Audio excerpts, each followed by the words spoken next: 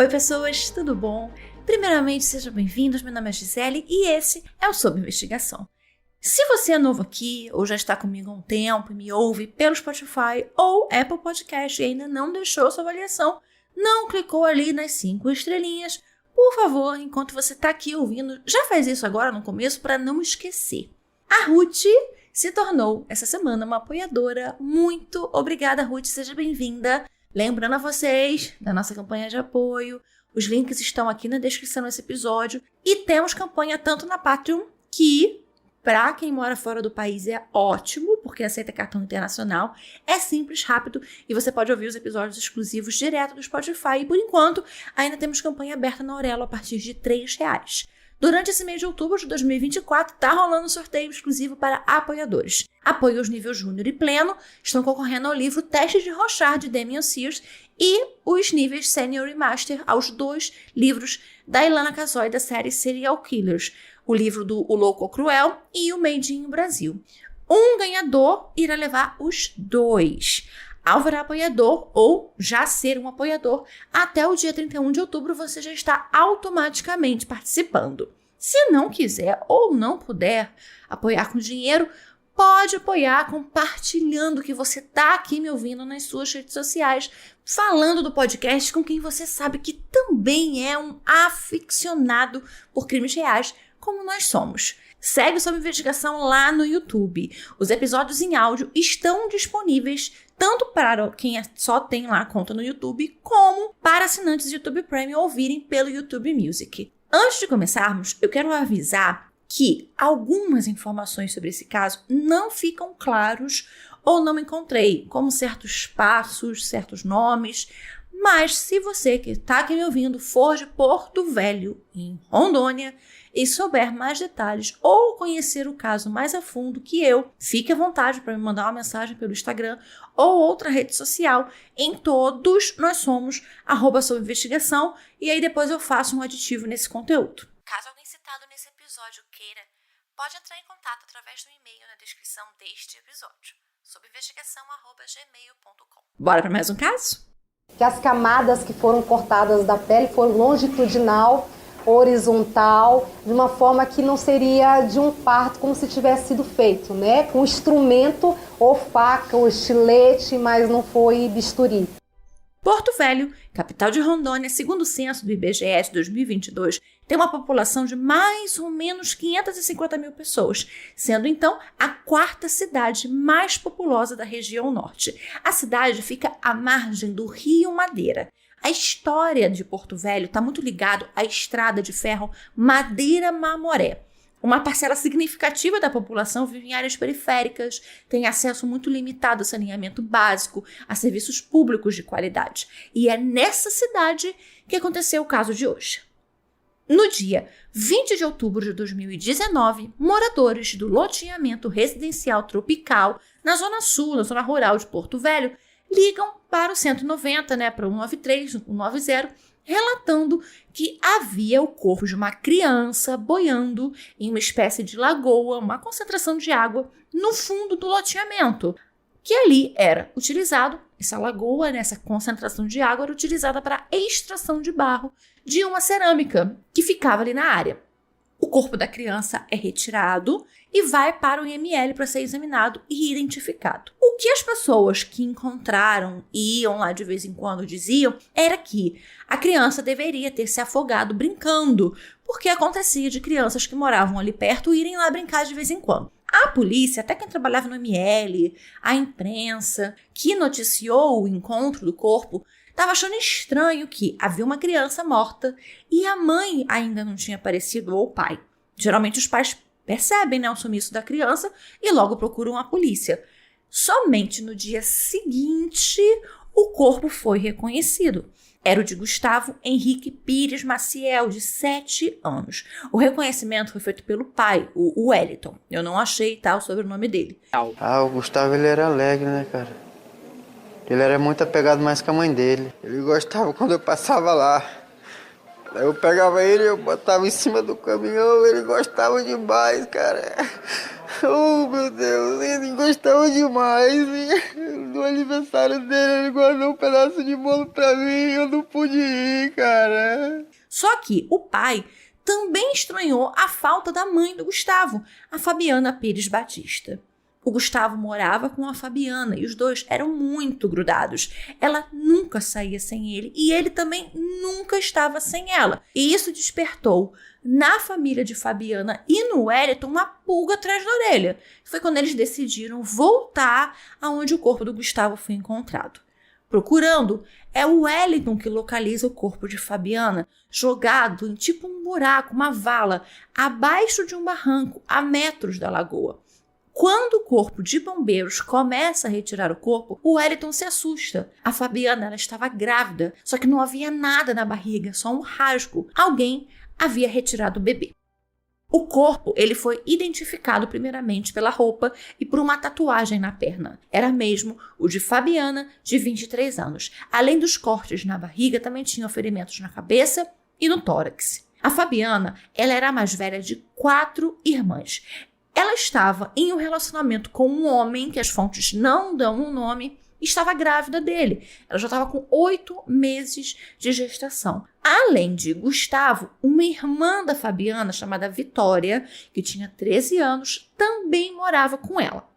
Os detalhes de como ocorreu essa investigação, que foi presidida pela delegada Elisa Loma Carvalho, eu não encontrei. Tipo, passo a passo. O que foi acontecendo seguidamente, bem em detalhes. Não consegui encontrar, as fontes não falam. Então, o passo a passo, né, quais foram as pistas que eles iam conseguindo, eu não consegui identificar. Mas fato é de que a investigação chegou ao bebê na noite do dia em que o corpo de Fabiana foi encontrado. O bebê estava no bairro Cidade Nova, na casa de Kátia Barros Rabelo. No imóvel estavam o bebê e outros 2 menores de idade, filhos de Kátia. Esse local, essa casa, né, ficava a uns 2 quilômetros de onde aconteceu os 2 assassinatos, da Fabiana e do Gustavo.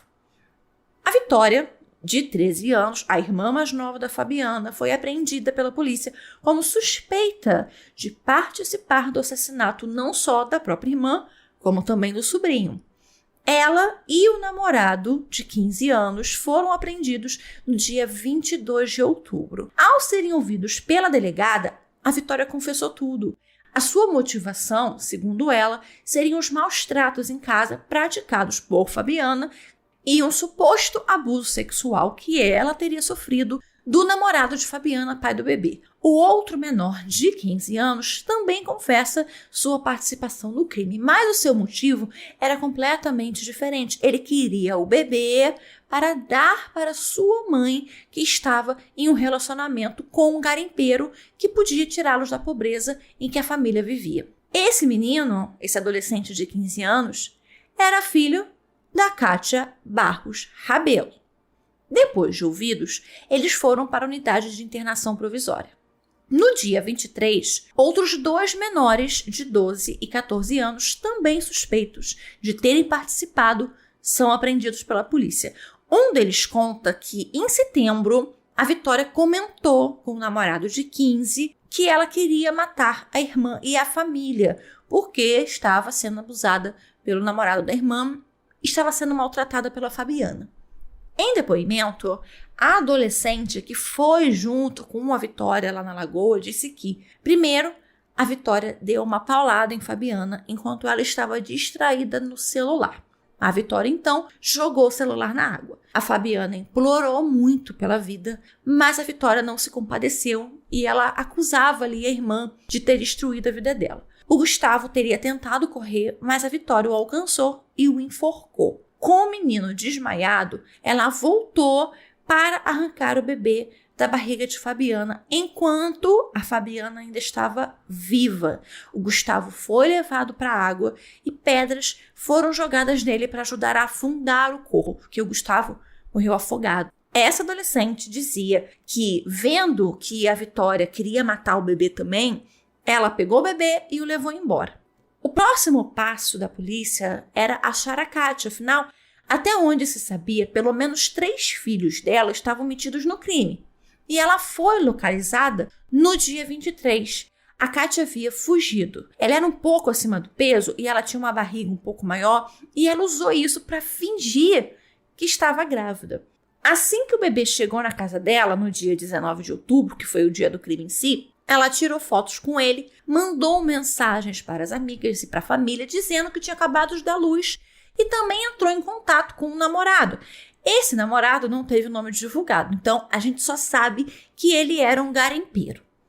Ela levou o bebê no garimpo, apresentou o bebê como sendo filho do garimpeiro, mas ele a mandou embora. E até por um motivo muito simples. Eles estavam juntos há 5 meses. Então, assim, não tinha como aquele menino ser filho dele. Se fosse filho dele, se ela tivesse engravidado dele, o bebê deveria estar no hospital, porque seria prematuro, não seria um bebê já grande. Então, ela retornou para casa, mas com a apreensão da Vitória e do filho de 15 anos, ela sabia que ela seria próxima e ela fugiu. Tentando sair de Porto Velho, ela pegou um táxi fluvial para voltar para a área de garimpo e se esconder. Nesse caminho, ela furtou o celular do taxista fluvial. Então, ele procurou a polícia, fez um boletim de furto e contou à polícia onde estava levando a Kátia, no ponto em que ele a deixou. E também a acusou de não pagar os R$100 da viagem. Os policiais, então, foram até onde o homem falou e assim que os viu, a Kátia tentou correr, mas não adiantou. Ela foi pega.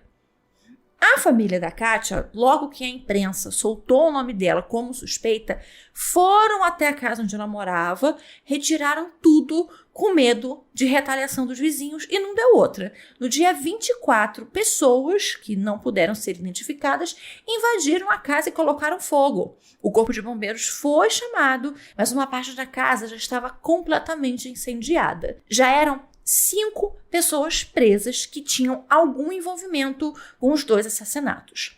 O bebê, um menino, e nasceu pesando 1,8 kg e com 46 centímetros. Ele precisou ficar dias na incubadora, internado no hospital de base do Dr. Pinheiro. Segundo a Kátia, a sua participação no crime foi só dar as luvas que os menores usaram para tirar o bebê do útero. Ela queria criança, mas ela não queria criança para enganar o namorado. Ela negava isso. De acordo com o inquérito policial, a Vitória, que namorava, um dos 4 filhos da Kátia, em uma visita lá na casa dela, começou a falar sobre matar a irmã com a qual ela morava. A Kátia, então, ouviu as conversas, soube que a Fabiana estaria grávida de 8 meses. Então, depois que ela ouviu os planos da nora, a Kátia pediu que, se ela fosse mesmo fazer, não matasse o bebê, porque ele não tinha culpa de nada. Ela ficaria com ele. O plano todo foi arquitetado entre a Vitória, o namorado e os outros menores na casa da Kátia com o conhecimento dela. No dia anterior ao crime, os menores foram ao local, entraram por um trecho sem cerca.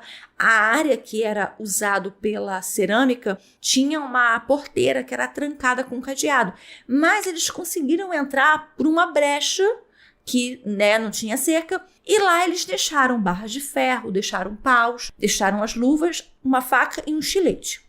O adolescente de 15 anos não fica claro como ele fez, mas foi ele quem atraiu e levou a Fabiana e o Gustavo até lá no dia 19, para que ela fosse por um lugar ermo, longe, com ele, ainda levando o filho, grávida de 8 meses, o que ele disse deve ter sido algo muito convincente.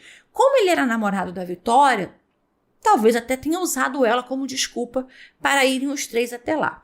Quando chegou, a Fabiana começou a ser agredida com as barras de ferro. O Gustavo, vendo, começou a chorar. A Vitória tentou o enforcar. Ela não chegou a matá-lo, mas ele perdeu os sentidos, desmaiou. E quando ele perdeu a consciência, o corpinho dele ficou mole, ele foi jogado na água. Só que ele não sabia nadar. Então, como ele não sabia nadar, ele acabou se afogando. O casal de adolescentes não só tacou pedra no menino para tentar afundar o corpo, como também depois trocaram o corpo de lugar. Os cortes na barriga da Fabiana para tirar o bebê, além de muito mal feitos, foi um milagre não ter cortado de forma grave o bebê, porque a Vitória, inclusive, relatou que quando ela retirou o bebê da barriga, ainda dava para ver que o coração da irmã estava batendo. As pessoas ouvidas, incluindo uma outra irmã da Fabiana e da Vitória, só diziam que a Vitória era uma menina rebelde, que ela fugia da escola, que ela já consumia bebidas alcoólicas e ela não gostava realmente quando a Fabiana chamava a atenção dela, obrigava com ela. E as duas, então, constantemente discutiam devido ao comportamento da Vitória. Elas estavam sempre em conflito. E uma sexta pessoa é presa. O Mário Barros do Nascimento, de 18 anos, um outro filho de Kátia. Ele foi preso no dia 19 de novembro, acusado de ajudar a ocultar o cadáver de Fabiana e atuar no planejamento de tudo com a mãe, a Vitória e os outros menores. Ele quem arranjou depois roupas para o bebê, leite, itens como fralda, pomada, coisas de bebê. O pai do bebê fez o reconhecimento de paternidade e tentou, ainda quando o neném estava no hospital, a guarda do filho.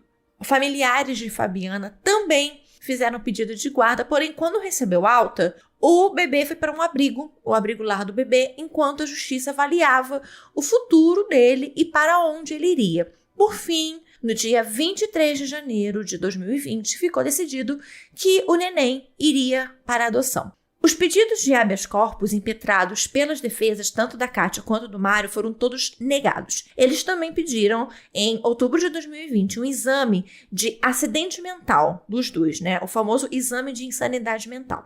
Eu li as perguntas que tanto a defesa e a acusação enviaram para quem faria o exame, o Dr. Dionis Cavalli, que é um psiquiatra, e eu vou tomar a liberdade de compartilhar com vocês, porque eu acho fascinante. Dá para se ver por qual caminho a defesa quer ir, qual que o Ministério Público quer ir também. Então, é bem interessante. A defesa deles foi presidida por defensores públicos. E aí eles perguntaram coisas como, em virtude de perturbação da saúde mental, ou por desenvolvimento mental incompleto ou retardado, não possuía o réu, ao tempo da ação, a plena capacidade de entender o caráter criminoso do fato ou de determinar-se de acordo com esse entendimento, o periciado possuía, ao tempo da ação, total ou reduzida capacidade de entender o caráter ilícito do fato, ou de se determinar-se de acordo com esse entendimento. Se o paciente não estava sendo tratado à época do crime e tendo em vista a lei de proteção de direito das pessoas portadoras de transtornos mentais, deve o paciente ser encaminhado para um tratamento? Os recursos extra-hospitalares se mostram suficientes para o tratamento do periciano? Então, de acordo com a doença do periciano, quais os riscos que ele apresenta para a sociedade se não fizer um uso de medicação? Aí vem as do Ministério Público. O requerido é portador de distúrbio mental? Se sim, qual? O requerido possui atraso cognitivo? Qual é a sua idade mental estimada? Esse atraso cognitivo impossibilita o requerido de entender o caráter criminoso do fato ou de determinar-se de acordo com esse entendimento? O requerido, ao tempo da ação, por motivo de perturbação de saúde mental ou até de desenvolvimento mental incompleto ou retardado, estava privado da plena capacidade de entender o caráter criminoso do fato? Tal distúrbio o impossibilita de viver em sociedade ou coloca em risco a comunidade que ele vive? Então aí você consegue ver para onde a defesa está fazendo questionamentos para levar a uma tese e aonde o Ministério Público está também fazendo perguntas que vão levar a uma tese. Os laudos dos dois, do exame de insanidade mental, só ficaram prontos em maio de 2022.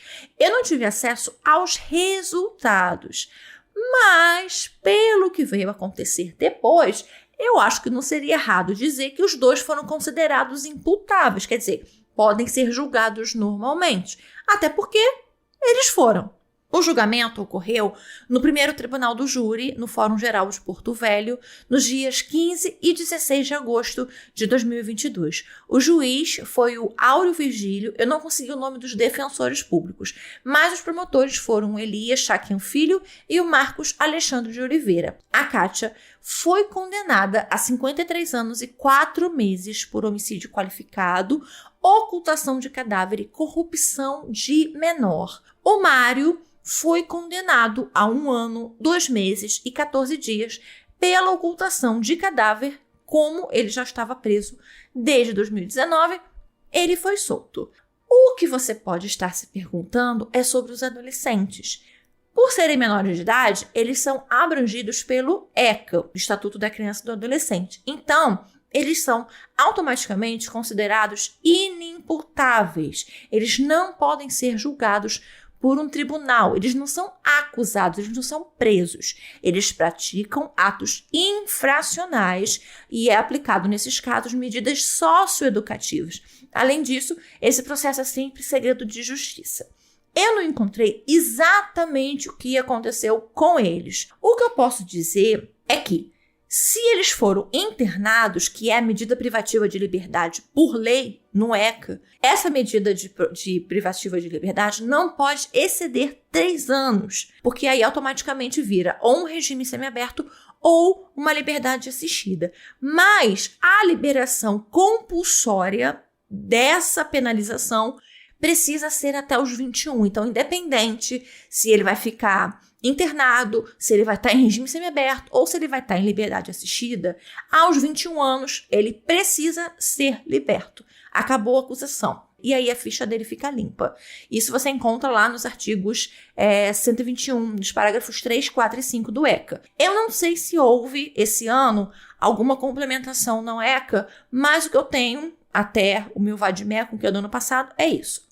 Com o bebê, acontece não exatamente a mesma coisa, mas algo bem parecido. Depois de adotado, não se pode ter acesso a informações dessa criança. As informações não são públicas. Tudo é feito em sigilo. Mas a gente sabe que ele foi adotado e que hoje ele está em volta ali de 5 anos. A menina está bem fria, não demonstra qualquer arrependimento, não demonstra sinal de estar comovida ou sentida ou arrependida com o que aconteceu. O outro adolescente também, em nenhum momento houve choro ou lástima pelo que aconteceu. E eles falam de forma muito tranquila, né? Chega até a nos causar certa ojeriza, né? De ver esse tipo de situação. Esse foi o caso de hoje, é um pouco curto, mas que, lendo sobre ele, gente, eu só pensava no caso da grávida de Canelinha. Inclusive, nós temos esse caso da grávida aqui, é o episódio 10 dessa temporada. Porque, assim, gente, tem pontos muito parecidos, né, entre os dois. Tem a questão do barro. A Fabiana foi morta perto de uma cerâmica que trabalha com barro. A Flávia foi morta dentro de uma olaria que usa o barro para fabricar tijolo. Os nomes são parecidos, né? Começam com F, Fabiana, Flávia. A retirada dos bebês de uma forma tão brutal. 2 outras mulheres envolvidas que estavam fingindo uma gravidez para os seus companheiros. Então, eu infelizmente vejo muitas semelhanças. Foram 2 mulheres levadas para uma emboscada em um local longe por pessoas que eram próximas, que elas nem imaginariam que pudesse fazer isso com elas.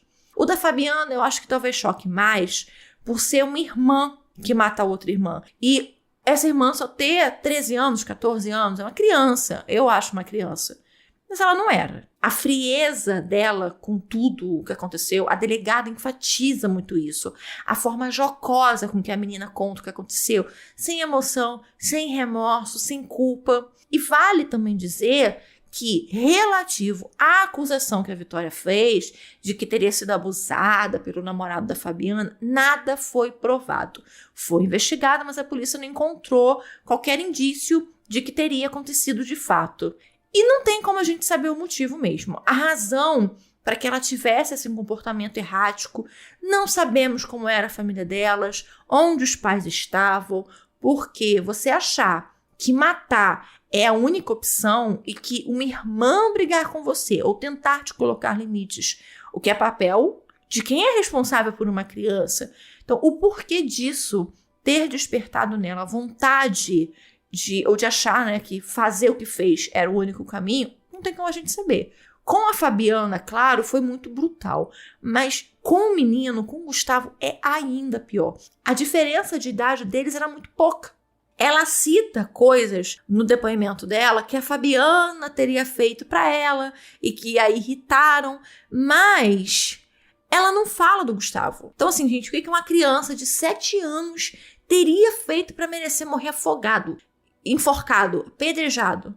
Então, assim, infelizmente é um caso que deixa muitas dúvidas, pelo menos pra mim, sem contar que é grotesco, gente, é mal. Temos uma irmã e tia que mata uma irmã e um sobrinho. Temos uma mãe que envolve 3 dos 4 filhos, todos menores de idade, em uma cena dessas. Ouve tudo e não faz nada, porque vê na morte de uma mulher grávida uma oportunidade incentiva. Ela não pensa nas vidas que vão ser sacrificadas, inclusive na vida de uma outra criança. Ela chega a dizer que se arrepende de não ter falado para a Vitória parar. Ela não deveria ter falado para a Vitória parar. Ela deveria ter procurado a família da Vitória e contar o que estava acontecendo. Se fosse o caso de a menina estar sendo abusada dentro de casa, tinha que procurar a polícia, tinha que procurar o conselho tutelar, denunciar, pedir uma guarda provisória da menina, fazer qualquer coisa. Não se utilizar da morte de 2 pessoas para tentar ganhar um dinheiro nas costas de alguém que, na verdade, não dava nem para saber se daria certo. Porque o homem podia terminar com ela, ele poderia não querer assumir o filho, poderia não querer dar R$1 para ela, poderia. Tantos pais biológicos fazem isso. Pais que às vezes estão com a mãe anos e anos e anos. A mulher engravida, ele vira as costas, beijo, tchau, vou ali comprar um cigarro, não volta nunca mais. Imagina alguém que ela estava 5 meses só. Sabe aquilo de não precisava, foi à toa? A Fabiana e o Gustavo perderam a vida por nada. Apesar de nós não termos muitas informações do que aconteceu, principalmente com os adolescentes, porque, como eu disse, todo o caso que é tratado com menor fica em sigilo, e depois que eles cumprem lá a pena que o juiz determina, a pena não, né? A medida socioeducativa que o juiz determina, a ficha deles fica limpa, então não tem como saber. Mas, independente do que aconteceu, esses adolescentes já estão liberados, já estão vivendo a vida deles, porque, como eu disse, internados, o máximo que eles podem ficar é 3 anos. Então, isso aconteceu em 2019. Então, eles já estão vivendo a vida deles. E já a Kátia também vai estar. No momento, ela está presa, mas ela vai sair, como a gente bem sabe. E aí? Quem vai trazer a vida da Fabiana de volta? Quem vai trazer a vida do Gustavo de volta? Quem vai recuperar para essa criança a falta um dia, se ela descobriu o que aconteceu com ela, a dor de ter nascido como nasceu e de ter perdido a mãe e o irmão mais velho numa situação dessa que não tem explicação, porque não tem motivo, não tem uma razão de ser. Então é muito triste. Esse foi o episódio de hoje, eu sei que é curtinho, pra próxima eu prometo que eu venho com um bem longo. Não deixe de seguir a gente em todas as redes sociais, no Instagram, Twitter, Blue Sky, TikTok, todos nós somos @sob-investigação. E se quiser, torne-se um apoiador e participe do sorteio desse mês de outubro. É isso, vejo vocês no próximo episódio. Beijos!